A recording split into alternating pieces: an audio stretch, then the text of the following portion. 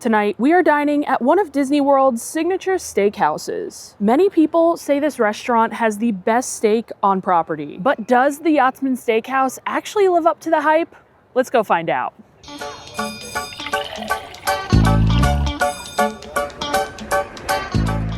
The Yachtsman Steakhouse is located at Disney's Yacht Club Resort. It's just a short walk away from Epcot in the Boardwalk Resort area. This restaurant promises in-house, hand-cut, dry-aged steaks, and the prices can get a bit high. The inside of the restaurant is super dark and woodsy. It's supposed to resemble an old nautical New England steakhouse, and you definitely get those vibes. Now, it has been a very long time since I've dined here. It's just not a restaurant that I frequent that often because, to be totally honest, I have never enjoyed my meal here, and I just find there to be so many better steaks across property, but who knows, maybe tonight is the night I am converted to a Yachtsman Steakhouse stan. I surely hope so. Now, what do you say we get started with a nice little drink here, and we'll take a look over these specialty cocktails. I have actually never had any of them that they offer here. They have a Whistle Pig Old Fashioned to offer. They have a Black Manhattan, this Cape Codder, which is kind of like a vodka cranberry icy. They have a passion fruit margarita, which sounds really interesting because it actually has Aperol in it. That's right up my alley. They have a coconut gimlet and a spiced dark and stormy. I don't know, maybe that margarita is calling my name, but on top of all that, they of course have some beer, some hard cider, some seltzer, and quite the extensive wine list as well. Kind of keeps going and going and going. Yeah. There's definitely a lot. I bet they have an espresso martini. Maybe we'll have to get one later, but I think for now, passion fruit margarita. This here has reposado tequila, Aperol liqueur, lime juice, and passion fruit puree for $17.50. I know a margarita is a weird pull at a steakhouse, at a New England style steakhouse, but this just sounded too good to pass up. And I gotta admit, this looks delicious. My server let me know it was a good choice, and my server has been great guiding me through and letting me know what I should order and everything, and he said this was a good choice here, and I gotta let you know, this looks great. It looks like it's been freshly shaken. The color is like on point, salted glass and everything. I hope this tastes as good as it looks, because right now I'm impressed. I'm a fan of that. I think the passion fruit flavor tastes really fresh. I don't know if they're using fresh syrup or what, but it certainly tastes fresh. And it is sweet, but I love adding Aperol to a drink because it just balances the sweetness so well. That bitter Aperol balances it so well, and that's the case here. It's strong, it's salty, it's just sweet enough, it's refreshing. It doesn't go with a steak or probably anything I am going to be ordering, but it's really tasty. I enjoy this a lot. I'd order it again. Is it like the best margarita I've ever had? No.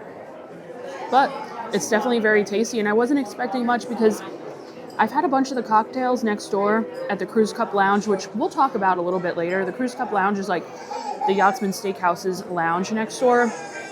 Tried a bunch of the cocktails there. I just haven't found one that I like. So I wasn't really expecting much with the drinks here at Yachtsman, but I'm glad I found one that I liked. Well, post-drinks, we were delivered our bread service, and how delicious does this look?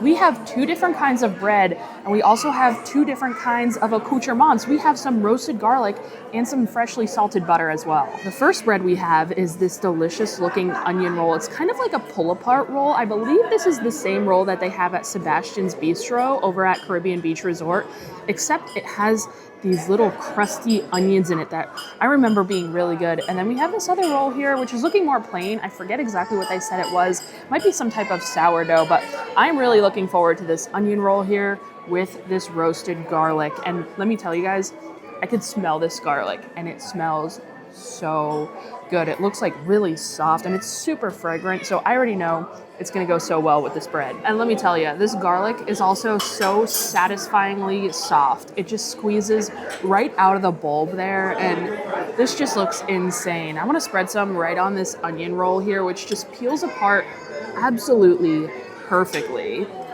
And this is just gonna melt right into this bread here. Oh yeah, look at that.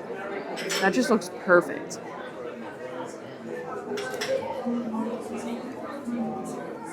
The bread itself is super soft, almost a little bit sweet, but it's just like so fluffy and soft and has a great onion flavor. And then you get that garlic in there, which just adds an additional flavor that I just love. I love onion and garlic. So this is like a flavor combo that is a match made in heaven for me. So I absolutely love it. And I also love that the onion on top is like kind of crunchy. It's the type of onions that are on like an everything bagel or like an onion bagel, you know? And it's so good. It works so well. We did try this bread. I still want to try the other, which I did confirm. This is a little sourdough roll here. I feel like we should try the butter with this one, even though the garlic would go great with this as well. But for the heck of it, we gotta try both. Freshly salted here. I love a nice salted Disney butter. Nice and whipped, nice and soft as well. I mean, that butter is pretty damn good. It's so soft and luscious and salty. Now, we haven't gone over the menu yet, so I do want to get to that. And first up, the starters. They have a Lobster Bisque on the menu. They have a steakhouse wedge salad, a beef carpaccio, a braised pork belly, a beet tartare, that's their plant-based offering. They have a Caesar salad, a French onion soup, and a shrimp cocktail. They have 2 soups, including 2 of my favorite soups on this appetizer menu, guys. I don't know which one I'm going to choose between Lobster Bisque and French onion. This is going to be a very tough decision. I'm definitely going to have to ask which one is better here. I remember the bisque being pretty good, but I love a French onion, as you guys know. Moving on down, we've got our butcher's cuts. They have a 7-ounce filet, a 12-ounce New York strip. They also have a 10-ounce American Wagyu New York strip that you can upgrade to. They have a 14-ounce prime rib. They have a 22-ounce bone-in ribeye. You could add on a little sauce flight to your meal. They have some seafood enhancements that you could add on to your meal. And then down here are more of our entrees. They have a sea bass, a pork duo, pan-seared chicken, a black garlic fettuccine that actually sounds fantastic. That's the plant-based offering. They have sweet chili short rib.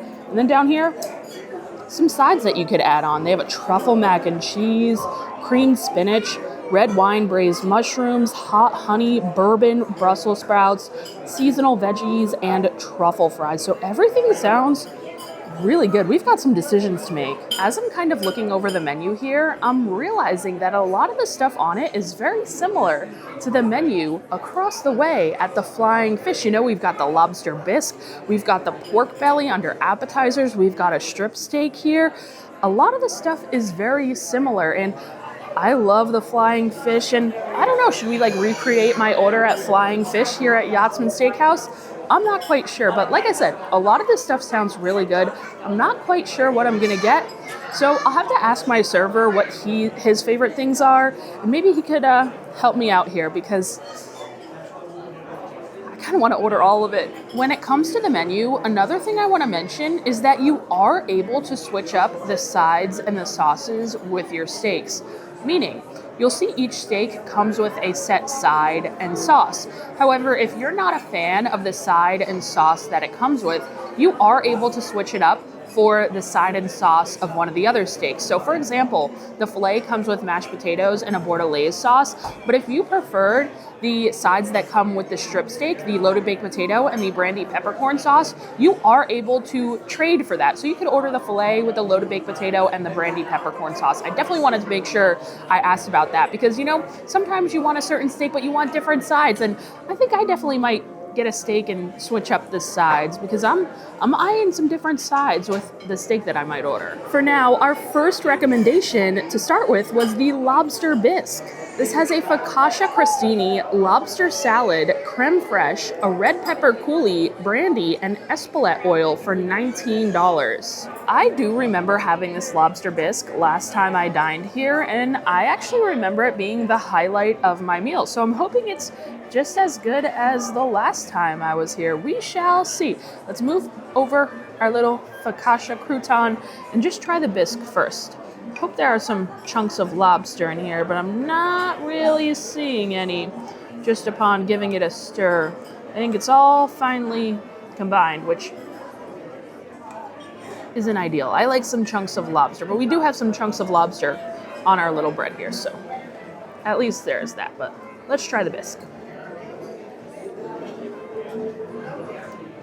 Let's start with the flavor, because I think the flavor of this is really tasty.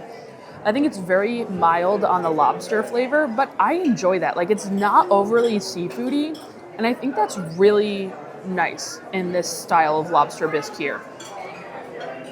However, it's really thick, like really thick and creamy and heavy, which is enjoyable to a point, but like, it's hard to eat a lot of it. And I kind of remember this from last time as well. Like, I enjoyed the flavor, and I certainly enjoy the flavor this time, but like, I don't even know if I could eat this whole bowl. Like, that's how thick and heavy it is.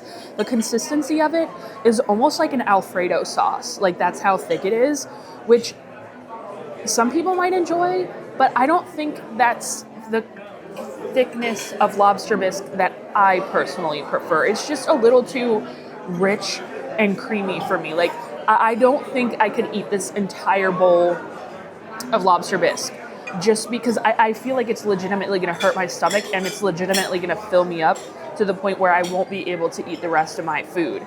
It's more of like a creamy dip to me. Like, I feel like this is going to be really good with some of the sourdough dipped in it, but I don't know if I can eat this entire bowl of soup on my own just as a soup. And I like a creamy lobster bisque, don't get me wrong, but I feel like it gets to a point where it's almost like a little bit too much, where it's a little bit too much cream, where it's too thick and too heavy for the stomach to handle, you know? That's why I enjoy the lobster bisque over at Flying Fish so much, because the flavor is on point, just like the flavor of this, but it's lighter. So I feel like I could eat like 10 bowls of that over there because it's so dang good, but it's a lot lighter. It's like the perfect level of creaminess, and it's the perfect richness, the perfect thickness. So I definitely way prefer the one over at Flying Fish. But with all that being said, like, I enjoy this. But along with the bisque, I also decided to order the beef carpaccio for another starter. This is served with a pepper relish, hearts of palm, Parmigiano Reggiano, and smoked sea salt for $17. You know, some people say I order the same thing at every restaurant I go to. Well, this is a new one. I have maybe had beef carpaccio once in my life, and I know I have never ordered it on camera. So I am definitely excited to try this one out here. I don't know what I'm gonna think, but this came highly recommended. So I'm anticipating it will be very good. And it should be, because we're at a steakhouse, right? Now this is gonna be raw beef, if you were not aware. And I do enjoy my meat pretty rare, raw. And these toppings sound like they're gonna be really good with it, like hearts of palm. And this Parmesan is like thick cut and everything too. It's some nice thick pieces of Parmesan. So let's try it out. Now, I don't have anything to really compare this to, but I like it. I think the flavors all work together really well. It's kind of like a salad on top of the beef, if you will. The beef is sliced really thin, and it holds all of the ingredients together very well. The chunks of Parmesan on there are really nice. It tastes like high quality, thick cut pieces of Parmesan, and there is plenty of it on there. Now there's also some like pickled red onions, which are a little sweet, a little vinegary, which I love. I also love the vinegary hearts of palm. The hearts of palm on here are delicious. And so is the arugula. It's lightly dressed with just like some olive oil and some flaky sea salt, which is perfect. There's some peppers on here as well. So I like it. Like I said, I don't have like a high benchmark or anything because I haven't had many beef carpaccios in my time, but I enjoy it.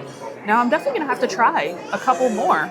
I know they have a good one I've heard at the Boathouse. So next time I go over to the Boathouse, I'm gonna definitely have to try it out because, like I said, I definitely enjoy this one here. Well, we are officially done with appetizers. We're moving on to entrees, and for my entree, I decided to order the 7-ounce Filet Mignon. This usually comes with mashed potatoes and bordelaise sauce, but I decided to switch the sides up for the loaded baked potato and the brandy peppercorn sauce. Typically, when visiting a steakhouse, my go-to order would be a ribeye. However, the ribeye on the menu was really, really large, and I figured it would be way too big for just me to enjoy. And also I figured the most popular steak that people order when they come to a steakhouse would be a filet. So I wanted to kind of order what most people would order so I could show you guys, I guess, the most popular cut of meat on this menu. And that was confirmed. He said most people come here and order the filet. However, I did want to change up the sides because I have been on a baked potato kick recently.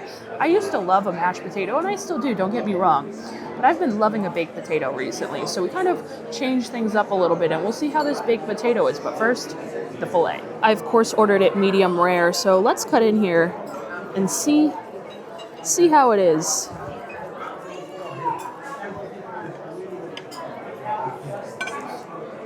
I'd say that's pretty spot on. Looks delicious. The moment of truth. Okay, this is a good steak. It's not anything spectacular, but it's a good steak. The filet is really tender. It's cooked to perfection. It has a good solid crust on it, and I enjoy it. I think the seasoning is lacking a little bit. Like, they don't have like a signature seasoning or anything here that is really flavoring this steak.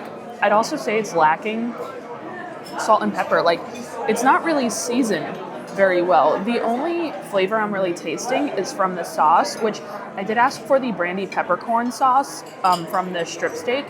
Like, I asked to substitute the side and the sauce from the strip steak on mine, but I think they forgot and maybe put the bordelaise sauce that came with the filet on my filet still, which is okay. I prefer a peppercorn sauce, but this is still fine. I still enjoy like a red wine sauce, so this is all okay. But really, that's like the only flavor I'm tasting. Like, I do feel like a lot of the other restaurants across property do have a better signature seasoning on their steaks, I fear. But with that being said, like, this is still a good steak. I still definitely enjoy it. It's still good. It's still good. I just wish it was a little bit better for like a steakhouse, but I still enjoy it.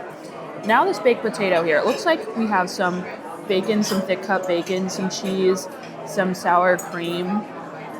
And the cheese is kind of like baked into it too. And I like to eat the skin of my baked potato. Anyone else? I like to eat the skin, but we'll load up some sour cream on there. I mean, it's a baked potato. It's hard to make this anything crazy. I could use a little bit more bacon, maybe some pepper, but it's a loaded baked potato. It's hard not to love a loaded baked potato. So overall, this is good. Would I necessarily feel the need to come out of my way to spend $65 on this steak again? Probably not, because again, I just feel like there's better places around Disney World that you could get a steak. Narcoossee's, Flying Fish, for, if not the same price, around the same price. But with my steak, I did also add on a side of the truffle macaroni and cheese for an additional $14.50. I am so happy I ordered this. I was between a couple of different sides because this looks so good. Last time I had this, I believe it was made with orecchiette pasta, and it wasn't super creamy, but this time they changed it up. I forget exactly what this kind of noodle is called. It's not a rotini, but it's kind of like a little squiggly shell. It might be called triofi. I might be incorrect, but it looks super creamy. The sauce is totally different from the last time I had it. It smells very truffly and delicious. And there's these really crispy breadcrumbs on top that look super buttery. This smells incredible, and I think it's going to be really good.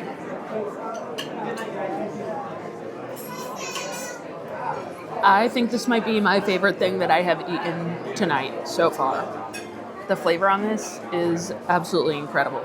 It's so creamy, and it's just the right amount of truffle for me. I could see some like fresh truffle shavings in here as well. I hate when something is truffle and it's just truffle oil, but no.